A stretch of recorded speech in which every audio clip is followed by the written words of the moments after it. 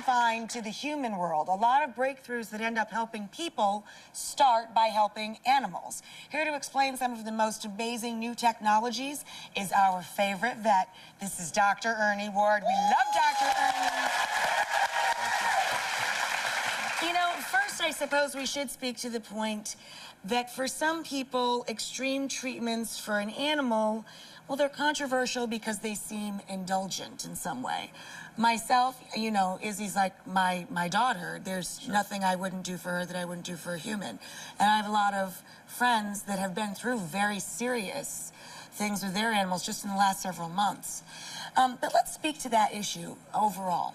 Right, and I think at first blush, people do think it seems a bit much, you know, to go to these heroic measures. But when it comes to sort of the things we're going to talk about today, these medical breakthroughs, I think it's win-win because we get human doctors and veterinarians to collaborate better because for many, many years, we simply have been two distant professions. That's and, right. you know, now we're dealing with lots of war veterans with some horrific injuries, and we're sort of looking at things in a different light because, you know, if it'll work on an animal, there's a great chance it'll work on a human. So I love this new spirit of collaboration and innovation. So there's a lot that the human medical community is learning from the animal medical community in these cases. Absolutely. Many of the big breakthroughs have started out with an animal procedure. So we're talking specifically today about animal prosthetics. How did the whole field even start? Well, you know, braces and artificial limbs date back to the ancient Egyptians and Greeks. But for veterinary medicine, it's really only been about the last 25 to 30 years that we've started to take it more seriously. Because, you know, you sort of look at these dogs. How many of us have known a dog named Trio in our lifetime? Tripod, yeah, right. So we now say, well, wait a second. If 3 legs is good, why not give them that 4th? And so there's been an amazing sort of bloom in this research in this area. And so now we're able to fit these dogs and cats with artificial limbs like never before. It's really incredible. It really is unbelievable. We're going to take a look at 2 examples. First up is a cat. Yeah. Oh, boy. Let's take a look. This is amazing. This is Oscar the cat. And Oscar lost both of his hind limbs in a combine accident. So he, of course, would not be able to walk. But a veterinarian in England who was doing some research was able to put these implants in. And as you can see, Oscar is now back to normal. And this has great impact on the field of human artificial limb because that type of technology is paving the way for a whole new era in again, permanent fixed limbs. Yeah, that is fixed into the cat. And the trick is, what people don't think about is it was getting the skin to adhere to the implant. That's right. Because otherwise they get infected. To accept it. And so this is the first time that it's actually worked. And so this, we're really watching this closely because that has huge ramifications for humans who've lost their limbs. Absolutely. Of course. Yeah. And our service people that have lost limbs. You bet. That is mind-blowing that the body accepted it. It's very, very exciting. We've got something else that's even more mind-blowing. We're going to look at a dolphin next. Yeah. And this is Winter. And Winter was found when she was about 2.5 months old, caught in a crab trap. So as you can see, her tail is completely amputated. In the wild, obviously, Winter has no chance. So we were able to fit her with an artificial fluke or tail fin. And as you can see now, she can start to swim normally. And while at first this may seem, well, wow, that's just interesting you did that on a dolphin, the challenge for making this type of prosthetic is it had to work in 3 dimensions.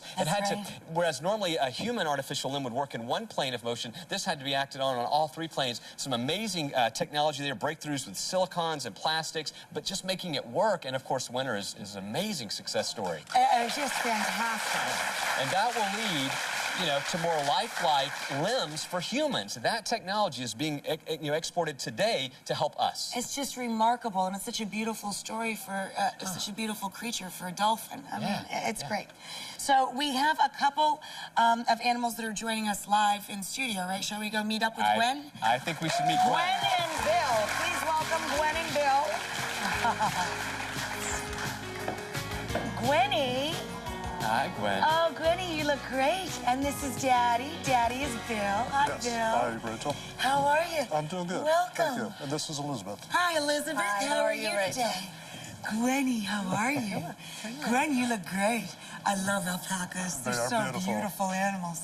So, explain to us what happened to Gwen. How did Gwen lose her limb? It was as much our fault as her fault because we had some temporary fencing up. She stuck her head through because, as we all know, the grass is greener on the other side of the fence. On the other side of the fence. But she got caught, got scared, started thrashing about, fell down and broke her leg right at the joint, broke all the bones. My God. We had her in a cast for about 30 days.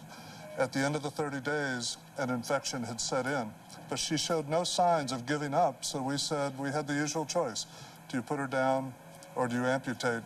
We chose to amputate. We went to Cornell on July 4th. They amputated. A week later, she was home. And then about a month later, we started to work with the firm in Pennsylvania to get her a prosthetic. And it's been fascinating because some of the things you said, her body changes.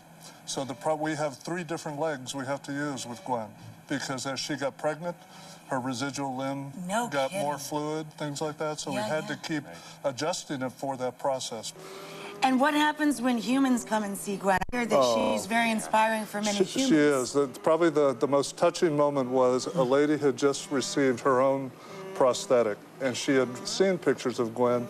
She came to the farm, and they walked up to each other and literally touched foreheads, and tears started coming down. And it's one of those things that they commune together in terms of they recognize their own challenges, but that they were overcoming them with the help of prosthetics and things like that. So it's been very touching, and she's also beautiful story. She's also part of the Limbs in Motion. She's the mascot for a walkathon at different times. Well, of course you are.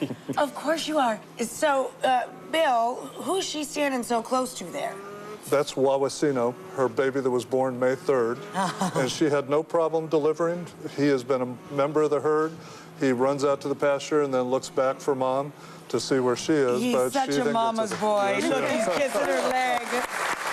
Well, thank you both for coming. Bye, Mom. Bye, baby. Have a nice day. That is so fantastic that she's such a great inspiration to so many other people. She is. That proves there's life after loss of a limb because she was able to have this beautiful baby go on, and that's the part for me that's so exciting as a veterinarian because we get to see, what if it works in an animal, imagine how it is for us. Exactly. So it gives you that hope because, obviously no one wants to have a terrible injury like that, but look at what's happened. But look what's happened to her life after. Hello, there's my girl, Tess. Hey, Tess. What's going on? Sit. This is Tess. Hello, Tessie. This is Tess and Tessie's mom, Christine. Tess is a very brave canine. So how did Tess lose her leg? The umbilical cord was wrapped around it at birth. So they had to amputate the paw at 6 days old. Oh my goodness, it's just 6 days. Yeah. But when they're babies like that, that's probably maybe a little easier because they don't know. Right. Tess has never known anything other than living with 3 limbs like this. But Tess is a great example because a large breed dog like this is going to really struggle if she only has 3 limbs. So you guys worked together with your veterinarian and came up with a very innovative little prosthesis, which has worked miracles. Yeah. How long has Tess had the prosthetic device? I want to say a little over 2 years now, but she was very, struggling a lot to get around. So this has made a huge difference. And one of the challenges that, unlike humans, if your prosthetic device is bothering you, if it's painful or rubbing or whatever, you can take it off. But dogs can't tell us this. Yeah, they can't literally speak. So. But we've got a fix for that. Really? Lining that is something called diabetic foam. And if pressure gets too great in there, you'll see a black smudge, a smear. And so that way, they know to take it off. That is fascinating. That is very cool. Really fascinating. Because, having practiced for 20 years now, back in the day, we didn't have such diabetic foam, and it was really tricky. We had to take on and off, and look and check. Because you don't know if it's causing the dog more pain. But now we've got amazing, breakthroughs like this. In fact, I'd like to know, and I know I'm putting you on the spot, but do you notice a change in her demeanor when she gets her prosthetic limb? Does she feel more playful Confident. or joyous? Yeah, confident. Well, Yeah. she didn't get into too much trouble before she got into it. And now she gets into a lot more now trouble. She can reach things on the table like any other dog. And that's sort of the hidden cost here, because sometimes, you know, in traditionally veterinary medicine, we just amputate and, you know, the dog would just do whatever it's going to do, or the cat. But they feel better. That's right. And the benefit is, you've told us all throughout each of these stories, is that the humans are also learning so much from the animals going before them. So you think your life is over, it'll never be the same. Tessie needs a nap now. She's been running around so much she needs a nap. Thank you again to our great friend, Dr. Ernie. Up next, ridiculously good chicken riggies. I'm in the kitchen right after this. Thank you so much for joining us today. Thank you, Dad. Thank you, Dad.